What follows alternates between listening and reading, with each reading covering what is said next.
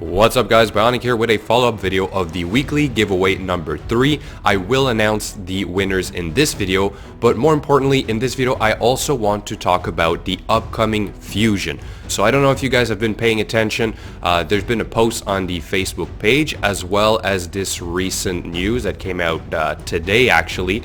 So I mean this is already a pretty good indication as what this new champion is going to look like, but I have some extra information for you guys. And I also want to cover sort of what you need to do in order to get ready for this new champion.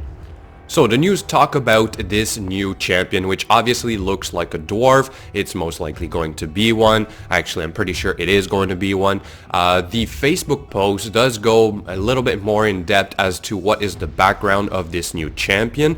So there is in here another indication as to how this champion will work, or should I say how his skills are going to work. And it is basically this sentence right here, which basically says, "Such was the power of his hammer that it felled a dozen giants at once and turned a dozen more into statues of ice." So I'm really thinking this is going to be an AoE freeze type of attack. And just judging by the name his hammer has, a rimfire, perhaps even some kind of fire element to it. Anyway, maybe I'm overextending my speculations here, but all to say that I think it's pretty obvious we are going to have a frost type of hero. The other clue we have to support my theory is if we look at the current 3 dwarves legendaries, we see 1 magic, 1 force, and 1 spirit. I think there's missing a void right here. Will he be an attack, an HP, a support, or a defense? It's hard to say. But just also looking at the animations on the hammers or the weapons of these 3 that are already there, you can see that the fire, the lightning, sort of the enchanted one, and there's missing, you've guessed it, the sort of ice animation. So again, I really think they gave us a very good indication in that Facebook post as to what this champion is going to have in terms of skill, or at least one of them. So maybe some of you guys had already figured all of this out, which is, you know, fantastic. What I will tell you guys though is how quickly this event is coming. Now I'm not 100% sure, but I might have heard, that this guy is going to be dropping within the next couple of days. I'm not even sure if it's going to be next week. It might even be before that. So I'm thinking this timer right here might be some kind of indication, or perhaps a day or 2 at most after this. So I hope you guys have been stocking up, because most likely it is going to be another extreme fusion event. And that is what I want to talk about right now, is sort of what do you need to get ready for all this. But first, let's look at what the Sir Nicholas fusion was way back when it came out, which was roughly a year ago. So obviously the fusions have changed quite a bit. They used to be, or at least for Sir Nicholas, it was quite easier to get it done. So we're pretty sure now we're not getting Sir Nicholas, which, makes sense. I don't think we've ever had a duplicate fusion, and the fusions tend to be a new champion. So instead, what we're gonna have to look at is the last extreme fusion, and this is what I have right here. So I'm gonna go through all of these, which are basically the events and the tournaments that led up to the Brachus fusion. So just stick with me. I got a couple of things to show you, and I've got a lot of windows open, so I want to be sure I don't mess it up. Okay, so the fusion challenge obviously is the collection of sword of whatever's available in the dungeons themselves, which you can farm while you're doing the tournaments, champion training tournament, an arena assault. So there's a lot of things. So what I'll do is sort of go over the numbers, or what you can expect from each of these events or tournaments themselves, and so hopefully you can prepare, or at least be better prepared, and see if you can even manage to accomplish it, or maybe you'll just decide that you don't have what it takes to finish the whole challenge. Okay, so for the first champion in the Brachus fusion, the sorceress was available from the campaign, so that was pretty easy. The rotting mage was available from the ice golem's peak, so perhaps you already have one sitting in your vault, which would be perfect. The mystic hand was available from the arena assault, which was basically this here. So you had to get 430 points in order to get him, so hopefully it's not harder than that. Then the Malbranch was available from the Fire Tournament. I do not have him. I didn't save a picture of this one, but I can assume it's going to be similar to this because it was a Void Champion, so I'm guessing it's going to be about 2,500 points. Next up, we had the Umbral Enchantress, which was available from either the Champion Chase Tournament or a Champion Training Event. Again, I don't specifically have that one, but here's another example of what you can expect, which was basically the 20,000 points for the Void Champion of the Champion Training Event. So again, expect that to come. And in this event, there's also most likely going to be one of the other rare champions you need. So I'll get back to that one in a bit. Then the Defiled Sinner, which was the Twin Claw Disciple, which was available from the Dungeon Divers event. So that is this one here.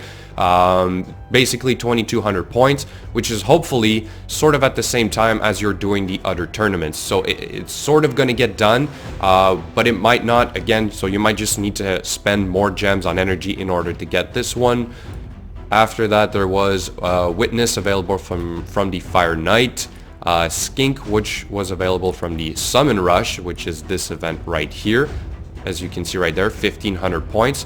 And then we had Ragemonger, which was available from the Spider Tournament, which again, here's another example. Do I have it here? Yeah, so that's basically the same one as this one, but I was using this one as another example. So here it is, 2,500 points again. So basically the tournaments is usually the 2,500 points. And then for the next set, let me pull up the other picture here. Here we go. Which was basically Corpse Collector. So Bombardier was basically from the Champion Training Event. You could use this one as an example once again, so he's probably just cheaper to get from the 20,000 points champion. And then the other one, Tree Feller, Spider Den, Dragon's Lair, okay, and then Harspex was available from the Dragon Tournament, which is basically this example right here. Again, 2,500 points. Alright, so we've covered basically everything there is to know about the upcoming fusion. I did give you guys a little bit of a heads up as to when you can expect it, and like I said, I might have heard it from someone, but I'm just letting you guys know the privileged information that I have. And next thing I want to quickly cover is basically how can you stock up on whatever extra resources you may be able to keep on hand. So for example, we just received another raid update gift, so a little bit of energy in here, a little bit of arena tokens. Hopefully I am able to sort of use these within the next 2 days for the event, assuming we get it in the next 2 days. One more thing I've been saving up as well is basically just a little bit of extra energy here from the faction wars. Obviously been saving up my shards for a long time, so I'm pretty confident that I am able to do that portion of the event.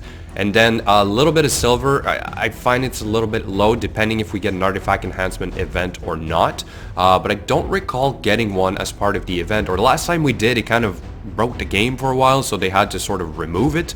But gems, obviously saving up a lot on gems. So in my previous fusion completion, I did mention that it takes usually about 1,200 to 1,500 gems. Obviously you do get some while doing the events, but in all I end up spending of my own saved up gems roughly that amount.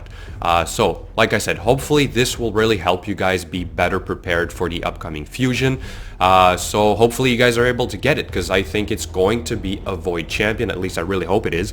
And an AoE frost attack is such a game changer, especially for the arena, basically everywhere. So I think this is going to be a very good champion. I'm really excited about it. I'm going to commit to it, so hopefully I'm able to get it as quickly as possible. And perhaps you've done like myself, where you're saving up a lot of the epic champions or rare champions that you don't use. So I got quite a bit saved up, and what I've been doing is also leveling literally all the rares to at least 30, or at least most of them.